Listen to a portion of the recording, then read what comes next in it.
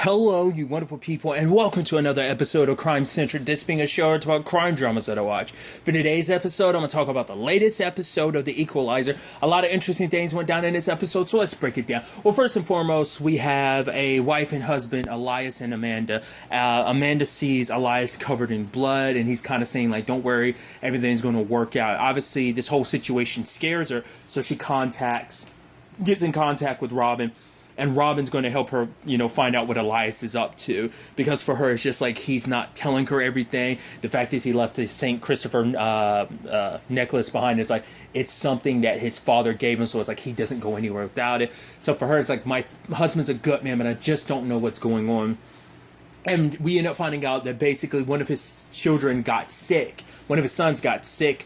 And they were kind of like struggling to pay the bills at the time. And, luckily everything worked out. But obviously at the time, like, he was in the hospital, like, never leaving his child's side. Because basically his son had, like, appendicitis, had surgery, but things kind of went wrong a little bit. So luckily everything's okay now. But we end up finding out, like, obviously they end up using a video. They find some footage, kind of finding out where he has been. Like, the metadata of, like, finding out where he's been. Because he's been, like, covering his tracks. Harry was luckily able to track him down to this particular warehouse, and obviously we find out the blood is this other guy's blood. He was cut and hurt and everything. And when Mel and Robin go check it out, they find out that this is about a domestic terrorist group known as the Truth. What are their names again? Essentially, they're like a super alt-right group that wants to basically. It's like, fight against the system of, like, yeah, this country's broken. This isn't our country anymore. We're here to take it back, type of thing. It sadly seems like Elias got mixed up in it, and obviously it's a whole thing of, like, even Mel being like, how did someone? He just seemed like no criminal record and stuff like that. Like, how does someone like him get mixed up in this? And Robin breaks down the fact is that it's. Very much, it's easy. Like, he's actually the perfect guy to be swept up in all of this. That basically he was struggling, because they have no money. He was struggling to pay off the money for their children's, for their sons' medical bills and stuff like that. So they were kind of drowning in, debt and stuff like that. And it's like you have this group that's like, like, America's supposed to be all about you. You're supposed to be okay in America, but now America's kind of screwing you over. Didn't really say this outright, but it was kind of implying, like, yeah, this is trying to make you, it's like, this is your country and you're not even kind of properly taken care of in your own country, type of thing, trying to spin it. It's Mel even kind of suggests, like, right, it's the same kind of tactics that Al-Qaeda uses to, like, convince people to join the cause and everything. It's very much like a cult that, like, that's what terrorist groups are. They're essentially cults that are just like finding people that they know are like, right, you're struggling, and we kind of feed on that struggle and just you being in a bad spot, and we use it to our advantage to manipulate you into believing in our cause and everything, So obviously this dealing with a bomb, because they end up finding out, like, what was left behind and was all pointing towards them having made a bomb, and now obviously it was going down pretty soon, so she gets the cops involved, obviously, even to the point she shows up, and meets with Dante in person, but from far away, and it's like, yeah, this is what's going down, because Dante learned a little bit more about Robin this episode, because he has, like, a buddy that ran some stuff, and the only thing that came up about her was a single picture of her in, like, was it Kandahar, like, a couple years ago, and, like, the number that was written on her, it's like, yeah, it kind of represents the fact is that she's military intelligence. Even then, Dante saying, like, oh, no, it's just out of curiosity while I'm looking up. He's like, yeah, but be careful, this is the type of stuff you don't want to be too curious about, because for one, I'm curious to, like, if Marcus did try to bring her in, the government would probably step. I don't know. She's on the outs with them to a certain extent, but also it's like they don't want her dragged. I mean, they could just disavow her anyway, but I don't know. I don't think they'd want a lot of their secrets exposed, and she could potentially be an issue on that front. So maybe they step in. I think Bishop would step in if need be. Obviously, granted, she's not in the best terms with Bishop right now after last episode, so who knows on that front. But nevertheless, Obviously, he's still about, capturing her and everything. And obviously for Robin, it's like now he knows about her past and everything. And like, oh yeah, being a part of, Kandahar, military intelligence. And she's like, honestly, you've got enough on your plate with this bomb. I think that should kind of take focus over, coming after me, And obviously that becomes an issue later on too, because it is a thing of like, it's still that conversation of her acting outside of the law. But for Robin, it's like there are times when you need to act outside of the law because, let's face it, the law isn't perfect. And obviously that kind of plays into this episode to a certain extent too. Obviously they're going on the more extreme sides of acting outside of the law because they're trying to prove a point. Because we also find out like one of the people involved in this is a cop. So even the DA shows up and she's like, so you're a vigilante, is she right? It's like, yeah, we searched this place. There is evidence of a bomb being made. And yeah, there might be a cop behind this. So we got to keep this circle tight of who we let know about this. So Dante, works his magic. He's looking through all these different cops, and he finds one, Murtaugh, interesting naming, ends up being the one that's, I only say that because, like, I've never, like, I'm sure Murtaugh might be, like, enough of a name, like, out there in the world that there are real-life Murtaughs. I would just always associate that with Lethal Weapon. So, like, to hear another character called that, it's like, oh, interesting. I'm sure it might be a common enough name in certain regards in real life. I don't know. But, it turns out Murtaugh is the one behind it, and Dante knows that, so they're keeping an eye on him, because later on he ends up meeting with Elias. Sadly, Robin ends up busting up the scene because she's trying to get to Elias. I mean, in general, she's just trying to stop the bomb, but also she's trying to get to Elias before anyone else. And Dante shows up and, obviously arrests. Elias had managed to get away. And luckily did Robin did as well as Murtaugh gets arrested, but he knows enough of this, and the way he kind of paints it, it's like, oh, you arrested one of your own, and it's like, you're supposed to be one of us. He's like, no, I'm not one of you. So obviously it looks a little bad because they did check out Murtaugh's place and couldn't find anything. It's like, ooh, that's going to blow back on Dante, especially because he already has his dad's reputation looming over him. That's why he struggles so hard to kind of get past that reputation. Is now it's not going to look good on him or any other the cops that were working with him and looking through Murtaugh's stuff. So, but Robin points him in the right direction because she ended up stopping Elias. Like, even though because Elias was already having his reservations before Robin showed up in that room. But when the time comes, he is still hesitating, and she's like, right, you see that hesitation is because you know what you're doing is wrong. And for him, it's the thing that at the end of the day, he can barely put food on the table for his kids, and there are people out there making so much money, billions, while so it's like obviously showing that the system of this country isn't obviously.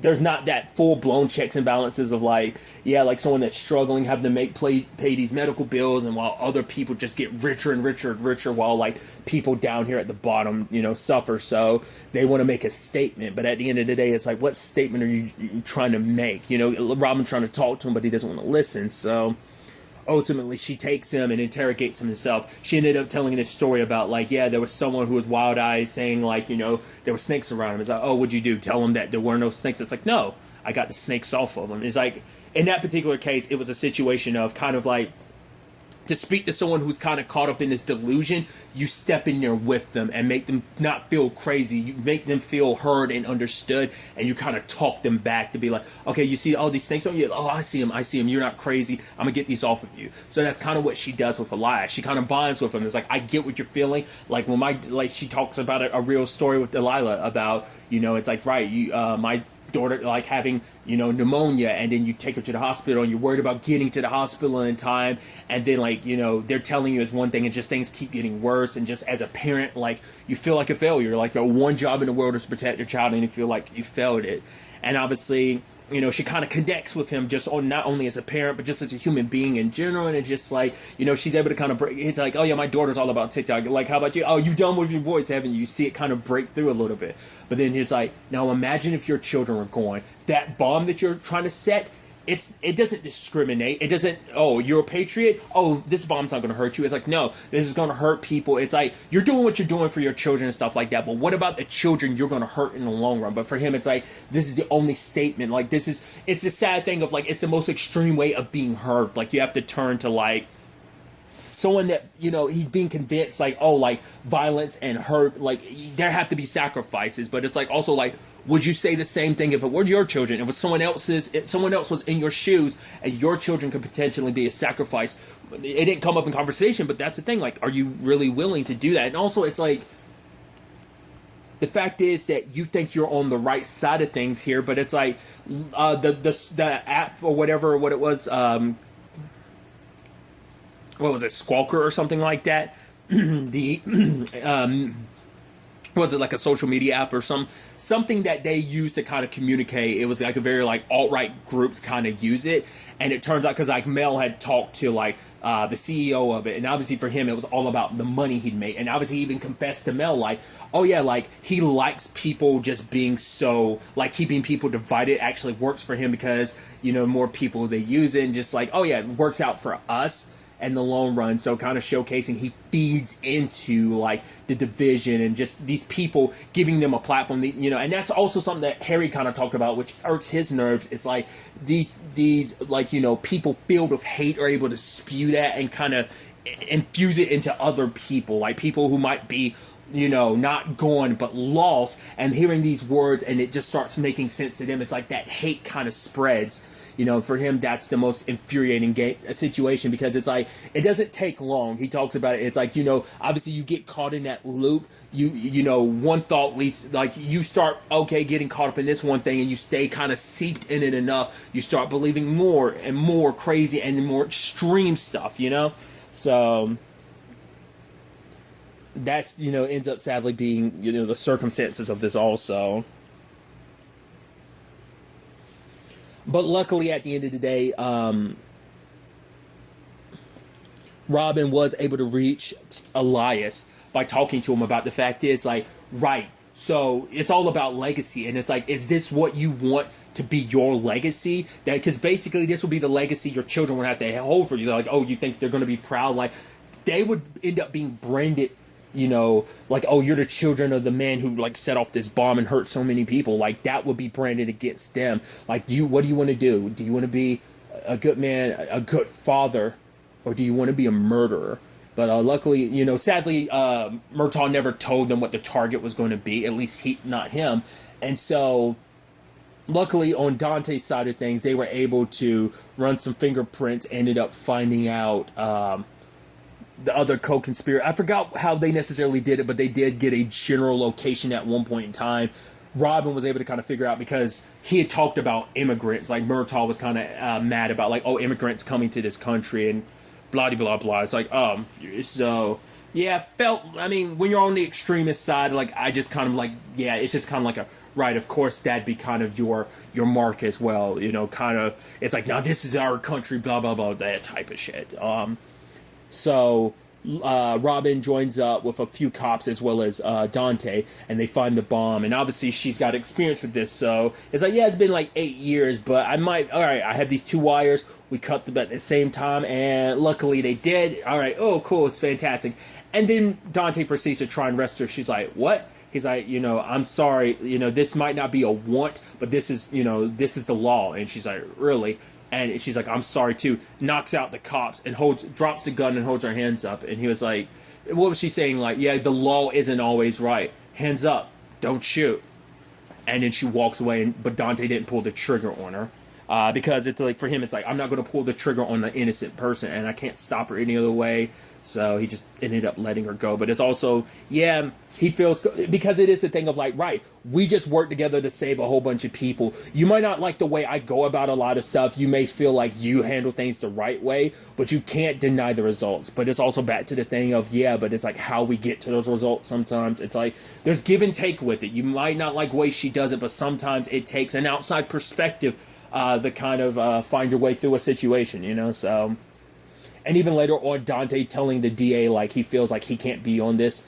It's like, right, like, we got all these charges we can add on to her, you know, taking down. It's like, it's now you can focus entirely on taking down the vigilante. But for him, it's like, yeah, like, you know, because he kind of felt, she was kind of saying, like, right, your relationship with her might be the means. But for him, he feels like, nah, maybe I'm the one that's been compromised because I had the chance to take her down and I didn't, you know, so. for her, it's like, well, I'm going to hold on to this in case you ever want to change your statement or something like that. So I'm curious to see who's going to be the new detective kind of taking on this case. Because whoever it is isn't going to, like, have the same reluctancy as Dante does. We'll see how it ultimately ends up playing out. But it obviously also ends up playing a role in the episode, too, because, like, obviously now that Aunt Vi knows the truth about what Robin does, and there's, like, Delilah wants to do a video, and it's just, and also knowing, like, right, she does it with her stepmom, too. It's like, oh, you do those with Kelly? It's like, yeah, I've done them before, but I'd rather do them with you, Mom. And it's like, there's so many things in her daughter's life she has to miss out on and make up these excuses. And it's like, oh, your daughter's not going to grow up to hate you or whatever. But for her, it's still the thing of, like, it might be these small things, but eventually you miss out on enough small things, they eventually start adding up. And, it hits her that she wants to, she doesn't want to miss out on those moments, but she also can't have her face out there because of what she does. And, like, she can't put her family in danger because, for one, the cops are hunting her. Her face out there on the internet could compromise that. But also, probably, and not even just that, she's got enemies. We literally met one last episode, so now that he's back in the picture, like, that's also another thing. There's a lot of bad people that want her taken care of. Not even just bad people, cops as well. So she's worried about putting herself out there because her family might be in danger because of it. So luckily, with Harry's help, they were able to record the video. Basically, I think he just ultimately put a filter up to basically end up blocking your faces, and so they're just got giant cat heads and stuff like that. So, because for him, he's not all about it, because he's like, right, the viral nature of it, he's like, it's the Scourge, which Mel is like, you say everything is the Scourge. He's like, yes, because everything is the Scourge.